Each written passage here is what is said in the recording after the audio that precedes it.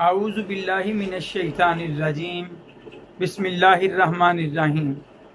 سب دیکھنے اور سننے والوں کو السلام علیکم۔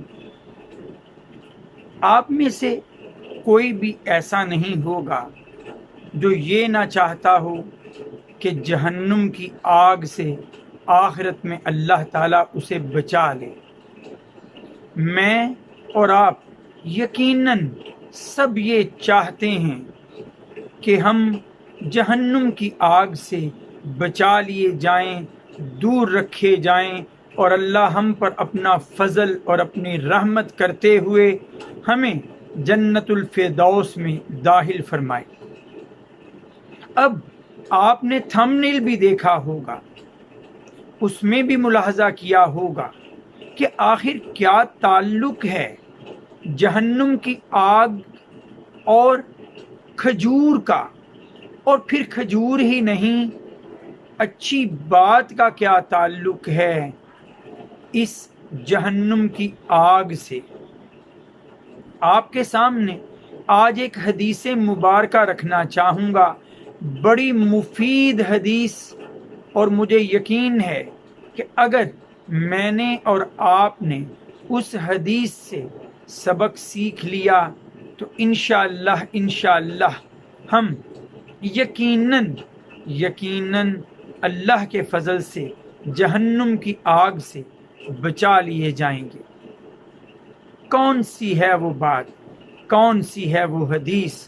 حدیث ہے وہ صحیح بخاری کی، اور حدیث کا نمبر ہے 6023 6023۔ کون سی حدیث ہے؟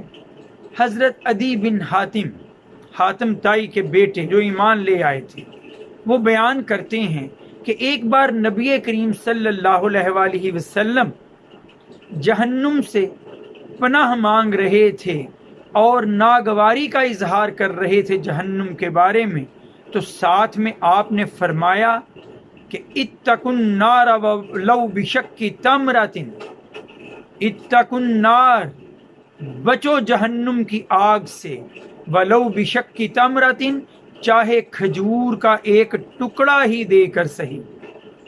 اور اگر کسی کے پاس ایسے وسائل نہیں کہ اس کے پاس کھجوریں ہوں، فَإِن لَمْ تَجِدْ، اگر کھجور نہیں ملتی تم کو تو پھر فَبِكَلِمَةٍ طَيِّبَةٍ، اچھی بات کہہ کر ہی صحیح۔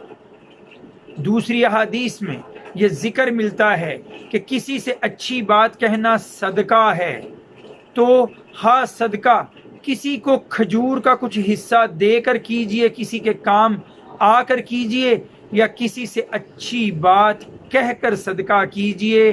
ہر صورت میں یقیناً آپ جہنم کی آگ سے دور ہونے کا سامان کر رہے ہیں، اور یقیناً اللہ آپ کو اپنی رحمت سے جہنم کی آگ سے آزاد بھی کرے گا۔ وآخر دعوانا ان الحمد للہ رب العالمین۔ السلام علیکم۔